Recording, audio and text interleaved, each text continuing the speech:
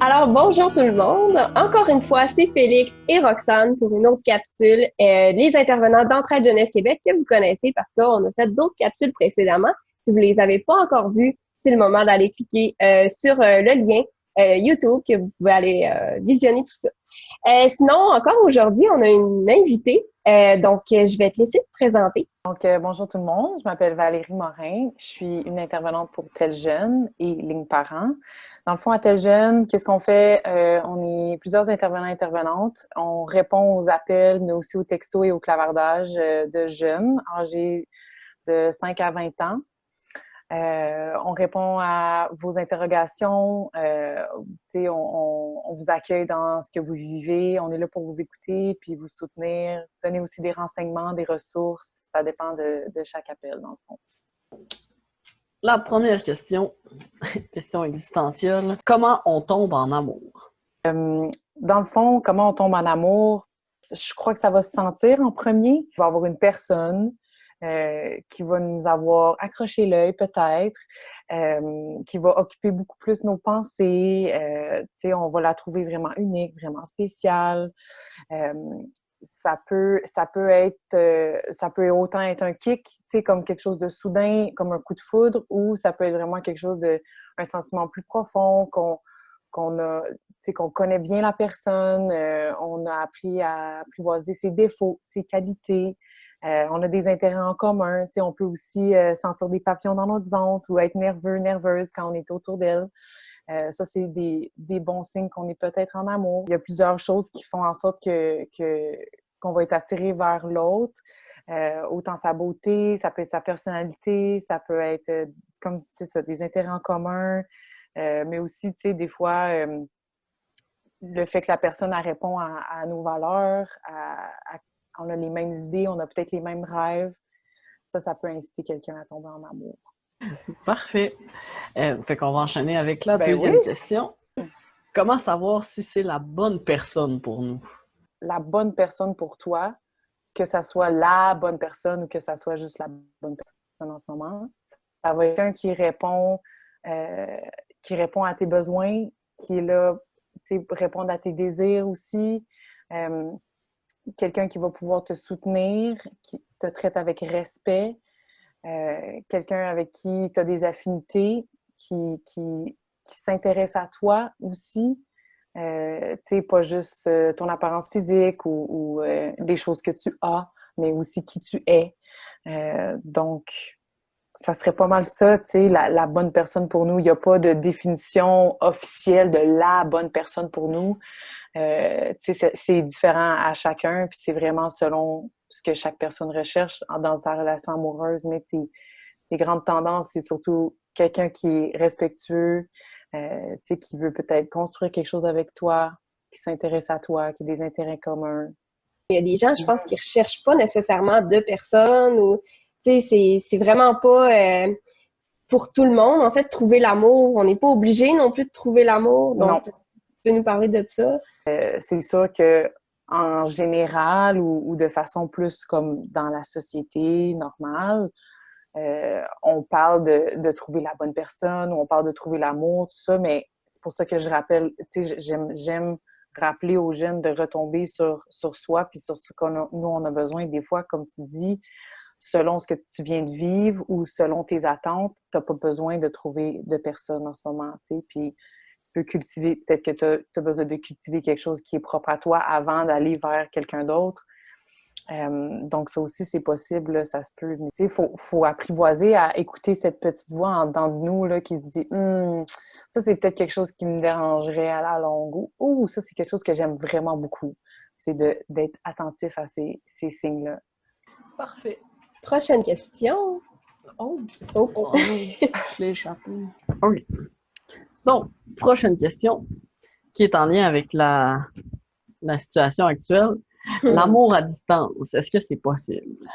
Dans le fond, c'est vrai, l'amour à distance, ben, je pense que oui, je pense que c'est possible. Ça a ses propres défis, comme l'amour pas à distance. Ce que je donnerais comme truc pour que notre amour à distance réussisse, ce serait de travailler beaucoup, beaucoup sur notre communication dans le couple.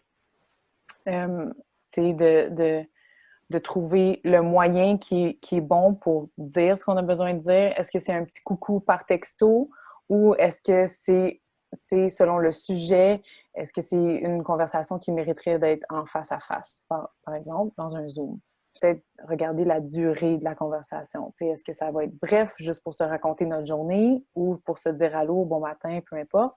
Ou est-ce que là, ça va être une discussion un peu plus difficile, puis il faut discuter avec la personne avec qui on est en couple pour choisir ces bons moments-là, pour avoir ces discussions-là, puis s'assurer que... Puis dans cette communication-là aussi, ça m'amène à mon prochain point, bien, c'est important de discuter des choses qui nous dérangent, puis des choses qu'on aime, des choses qu'on aime moins.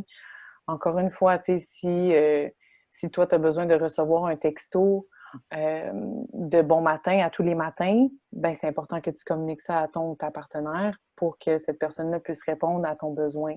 Vu que vous êtes en distance, peut-être que les besoins vont changer. Donc, cette communication-là est vraiment importante à mettre en place. Ensuite de ça, bien, c'est sûr que ça va prendre de l'engagement selon les configurations de notre couple.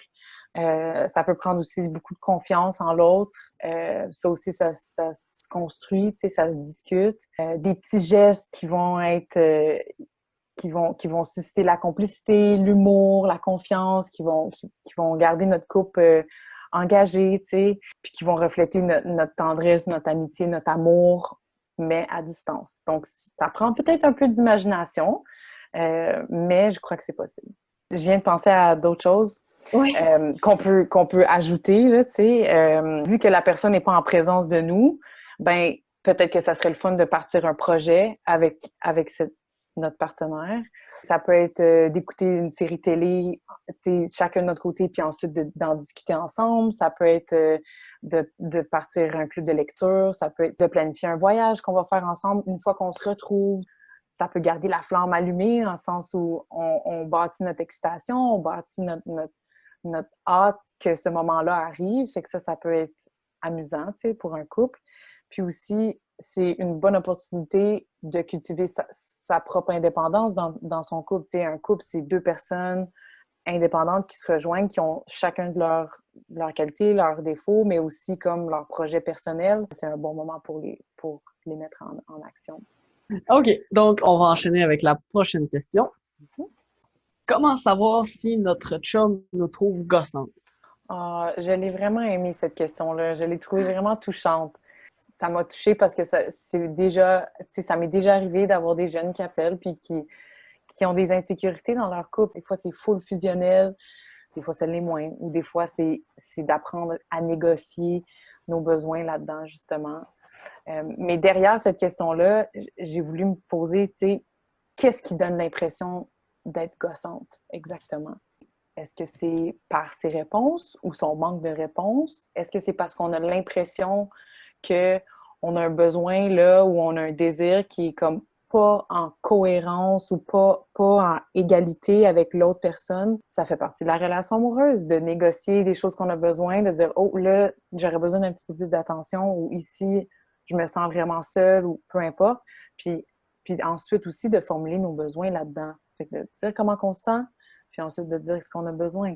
J'aimerais que... Puis ça peut être très, très clair, mais ça se peut aussi qu'on ne connaisse pas les réponses à ces questions-là. Ça se peut qu'on dise « Je ne sais pas qu'est-ce que j'ai besoin en ce moment, mais je me sens pas, ça ne marche pas. Il y a quelque chose qui cloche. Je me trouve gossante, par exemple. » Fait que là, c'est, encore une fois, d'en discuter avec son partenaire, tu sais, de dire là, j'ai l'impression que je te dérange. Est-ce que c'est un bon moment pour toi? Quand c'est un bon moment pour toi, j'aimerais qu'on discute, puis là, d'amener ça sur la table, tu sais, de dire je me trouve fatigante, mais dans le fond, qu'est-ce que je me trouve fatigante en t'écrivant ou je me trouve fatigante en voulant être avec toi plus souvent. Mais dans le fond, c'est juste parce que je t'apprécie vraiment, j'apprécie vraiment le moment qu'on passe ensemble, tu sais, puis j'aimerais qu'il se reproduise souvent, mais je comprends que ça peut pas toujours être possible. Fait que, peut-être comment qu'on peut solutionner ce problème-là, puis de discuter, puis de voir, puis de demander à sa partenaire, est-ce qu'il y a un moyen que toi, tu peux répondre à ce besoin-là sans aussi que ça vienne brimer ton besoin d'espace ou ton besoin de temps, ou est-ce qu'on est prêt à négocier, à faire des compromis? C'est dire, OK, moi, j'ai besoin de ça, toi, tu as besoin de ça. On va trouver quelque chose dans le milieu pour satisfaire les deux personnes. Mais c'est correct à la base d'être gossante, là. C'est ça que je veux dire aussi. C'est important. Si toi, tu veux, tu sais, écrire à ton chum beaucoup, beaucoup, c'est correct. On comprend. C'est comprenable. C'est le fun d'être avec son chum ou sa blonde, tu sais. C'est vraiment hot, puis on a vraiment hâte de les retrouver, puis c'est vraiment, tu sais, c'est excitant, puis ça peut, tu sais, on a envie de bâtir une intimité avec cette personne-là. Mais il y a peut-être des barrières, des limites, des frontières qu'il faut délimiter dans le début d'un couple, puis c'est ça. Quand on se trouve gossante, là, c'est peut-être un petit indice comme « Oh, oh, il y a quelque chose qui fonctionne pas ici, là. » Parfait. Donc, comment faire pour laisser une personne sans lui faire de la peine? Il y a des façons de faire pour rendre ça plus facile, mais à la base, ça va probablement faire mal quand même. T'sais, il va quand même avoir probablement un processus de deuil d'impliquer dans le fait de casser avec quelqu'un. Les trucs qu'on donne, qu'on pourrait donner, ça serait de rencontrer la personne en personne ou au moins de le faire de vive voix, tu sais. Comme ça, on peut être là pour accueillir toutes les réactions de cette personne-là. Tu sais, quand on casse avec quelqu'un, que ce soit attendu ou pas attendu, la personne va vivre des émotions. Ces émotions-là vont être difficiles, peut-être. Tu sais, puis en tant que personne qui a pris cette décision-là, tu sais, on veut être là pour accueillir, tu sais, répondre à ses questions, accueillir ces émotions-là, tu sais, dire je comprends. C'est correct si t'es fâché contre moi, tu sais. C'est des choses qui arrivent. Puis la deuxième chose que je dirais, ce serait d'expliquer sa décision de façon claire et précise. Tu sais, de toute façon, la personne va sûrement demander pourquoi. Fait que d'avoir une explication prête ou d'avoir au moins d'être capable de dire comme je sais pas exactement comment le dire. Si on sait pas c'est quoi notre explication ou pourquoi, puis c'est juste un sentiment, tu sais, ça se peut, là. Fait que c'est de le dire, de le nommer, tu sais, de dire je sais pas pourquoi. Puis là, ensuite, on peut retomber sur nous, mon prochain truc. De parler au jeu, de dire comment nous on se sent, tu sais, de dire je me sentais pas bien là-dedans, je me sentais. Puis de continuer à parler au jeu, de parler de toi, puis comment toi tu te sens. Puis de partager aussi si c'est difficile, parce que pour une personne qui casse, ça peut être aussi difficile pour la personne qui a pris la décision, tu sais, fait que c'est correct de le nommer, ça aussi.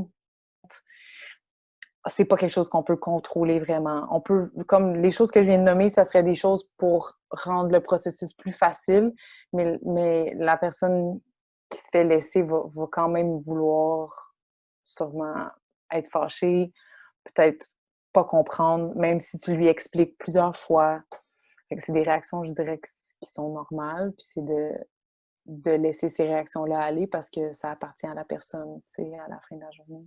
Donc, quelle est la meilleure façon de se remettre d'une rupture? La meilleure façon de se remettre d'une rupture, c'est de se retrouver soi-même. Il faut dire au revoir, il faut mettre une croix sur plusieurs choses. Puis ces choses-là, mettre une croix sur ces choses-là, bien, ça peut faire mal.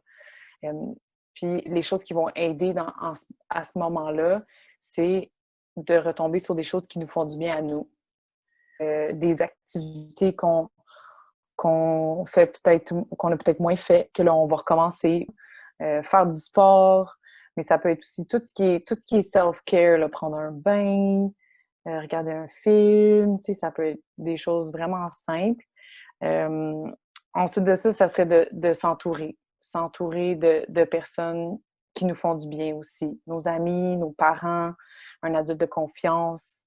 Tu sais, parce on peut ressentir un grand vide, on peut ressentir de la tristesse, on peut ressentir de la colère, plein de choses. Puis dans le fond, toutes ces personnes-là dans notre entourage sont là pour nous accueillir dans toutes ces émotions-là, tu sais, sont là pour nous soutenir, pour nous aider à passer au travers. Fait que c'est correct de dire, là, je me sens de telle façon, puis j'ai besoin de passer du temps avec toi. Ça va m'aider, ça va me changer les idées.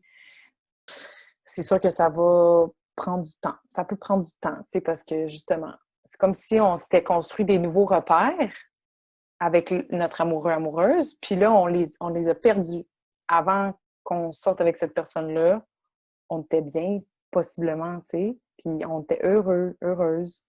Fait que c'est juste d'aller retrouver ça, mais c'est correct si ça prend du temps, puis c'est correct si on va chercher de l'aide pendant ce moment-là aussi. Valérie, t'avais-tu autre chose à mentionner par rapport aux petites questions qu'on t'avait posées ou toi aussi, ça fait le tour de tes réponses?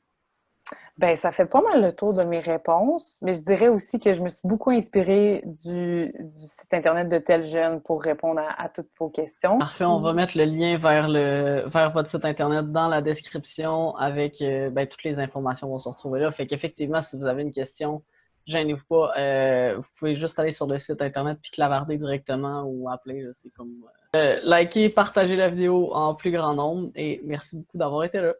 Merci! Bye bye!